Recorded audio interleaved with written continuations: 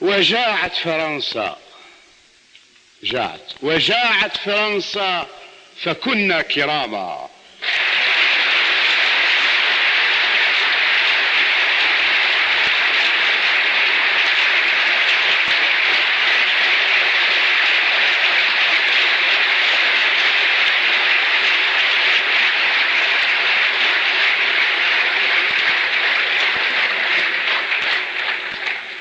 وجاعت فرنسا فكنا كراما، وكنا الأولى يطعمون الطعام.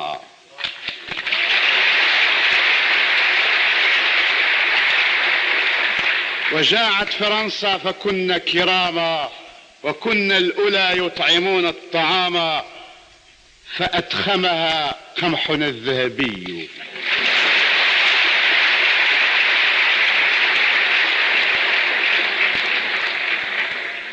فأدخمها قمحنا الذهبي، وكم تبطر الصدقات اللئاما.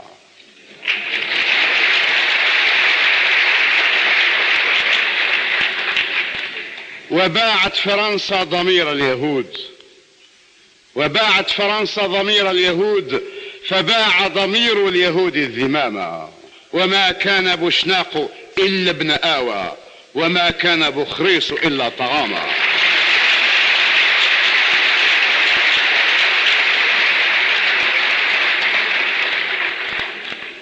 وما كان بوشناق إلا ابن آوى، وما كان بخريص إلا طغاما. وخرب شر المريض فرنسا، وخرب شر المريض فرنسا، فثار به الشعب يغلي انتقاما. وضاق الفرنسيس بالعاطلين، وما ذاق شر المريض المناما. وأوحى له قمحنا غزونا، فأطلق هذه القموح سهاما.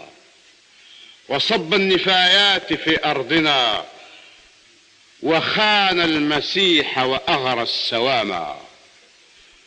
ومروحة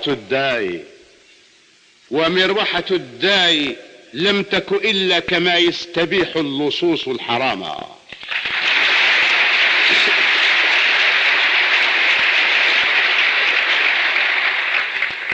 ومروحة الداي لم تك إلا كما يستبيح اللصوص الحراما. أبوتان هل سيدي فرج، أبوتان هل سيدي فرج، وإن طال ليل أقر النظام. أبدا شغلنا الورى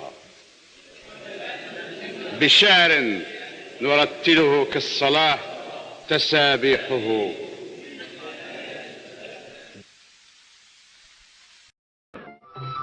C'est dans cet esprit de discussion d'égal à égal que nous avons invité Roland Bakri, le petit poète du Canard enchaîné, né à Bab el-Oued, à venir évoquer la responsabilité de sa famille, les Bakri, dans ce coup d'éventail qui servit de prétexte à la conquête. Roland Bakri, voulez-vous que nous discutions un peu de cette période de la vie de votre famille à Alger? C'est votre histoire, c'est l'histoire de France, d'Algérie et de l'histoire de ma famille. On était des Espagnols de l'armée en déroute. On est arrivé à Livourne, et puis en 1770, tout d'un coup, les Bakri de Livourne sont venus à Alger. C'était des grands banquiers, des grands marchands de blé, et on nous appelait les rois d'Alger parce qu'on était très importants. Auparavant, une seconde, quand même, pour rétablir l'histoire dans son ensemble, vous êtes parti d'Espagne parce que la famille Bakri juive avait des problèmes avec l'Inquisition. Ben oui, parce que tous les juifs de l'époque, ou on devenait catholique, et ma mère, elle n'aurait jamais accepté, ou alors on restait juif, mais on foutait le camp. Alors on est allé à Livourne. Mais avant vous viviez, c'est pour rétablir un certain point d'histoire comme ça, avant vous viviez très bien avec les musulmans en Espagne. Ah, de toute façon, Bakri, même à Alger, on nous appelait les Ben Sahot. Je ne sais pas ce que ça veut dire en arabe, mais nous, les Bakri, ça existe aussi en arabe, quoi. Moi, je suis un judéo-arabe. Je ne sais pas ce que ça veut dire, mais enfin, moitié juif, moitié arabe, et maintenant moitié français. On est trois moitiés. Alors, c'est pour dire, donc, on était des Ben Sahot, je ne sais pas pourquoi, et puis Bonaparte, comme il voulait faire sa campagne d'Égypte, il avait besoin de blé. Et donc il s'est adressé au Dey Hussein, le Dey turc. Et il a dit qu'il voulait acheter pour 14 millions de francs or de blé pour que Bonaparte puisse aller à la campagne d'Égypte. Bon. Auparavant donc, rétablissons aussi un point d'histoire, l'Algérie n'était pas une région tellement déserte et sauvage, puisqu'elle pouvait se permettre de vendre des quantités assez considérables de blé à la France. C'est terrible.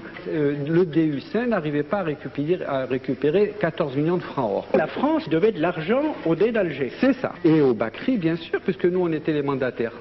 Alors, M. Roland Bakri, c'est Bakri qui a obtenu les créances et qui est parti les présenter en France dans l'espoir de se faire payer par le gouvernement français les dettes datant de cette commande faite par Bonaparte en 1795. En 1795 et qui, en 1827, n'est toujours pas payé. Toujours pas. Alors donc le consul de France reçoit mission d'aller voir le Dey, ou c'est le Dey qui lui demande de venir le voir? Non, c'est pareil, sur un bourricot, et il monte les petites rues de la Casbah avec des poternes, des lanternes, et en fait tout ce que vous connaissez la Casbah d'Alger. Hein, et il arrive au palais qu'on a appelé par la suite le palais de l'Éventail. Vous connaissez, dans la Casbah, il y a le palais de l'Éventail, du coup d'Éventail. Bref, il arrive là-bas, et puis d'abord c'est tiens mon frère, enfin tout ça, c'est toutes les salam alek d'usage, hein, et ça tourne vite à l'aigre. Ils se traitent de tout, et l'autre, un il prend la mouche, l'autre il prend le chasse-mouche, et il donne un coup sur la... Alors, point historique, c'est un chasse-mouche ou c'est un éventail? Bref, le consul, il est tout rouge de la gifle, et ainsi de suite, il repart là-bas. Et puis il dit, voilà, ils m'ont donné une gifle, etc. Et l'autre, en colère, il dit, bon, ben, puisque c'est comme ça, il appelle le général de Bourmont, garde à vous fixe, allez rompre les négociations, ils rompent les négociations, et on va envoyer les troupes à Sidi Ferruche, parce que là-bas, il paraît qu'il y a une plage terrible. Et c'est en 1830 que vous savez que les troupes françaises ont débarqué. Voilà. Monsieur Bakri, vous dites, pour défendre l'honneur de vos aïeux, que la dette française n'avait pas été réglée au Dey. Ça, c'est un fait, c'est sûr. Mais est-ce qu'elle n'avait pas été réglée au Bakri? Parce que... C'est très compliqué.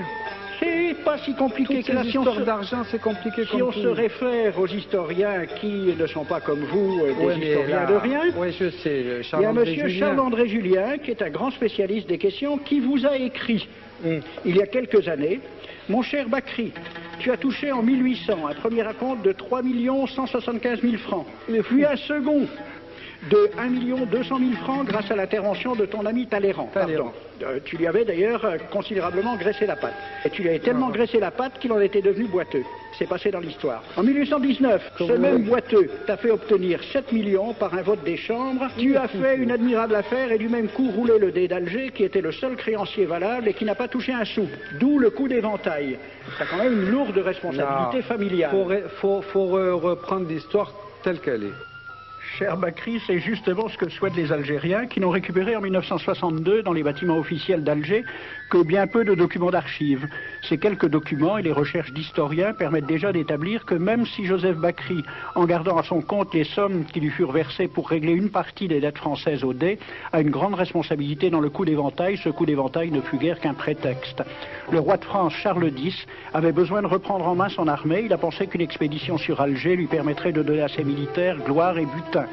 Quant aux tenants du capitalisme naissant, leur théoricien Sismondi écrivait dès mai 1830 « Ce royaume d'Alger ne sera pas seulement une conquête, ce sera une colonie, ce sera un pays neuf sur lequel le surplus de la population et de l'activité française pourra se répandre. » Voilà les véritables raisons de la conquête dont il faut aussi éclairer les méthodes.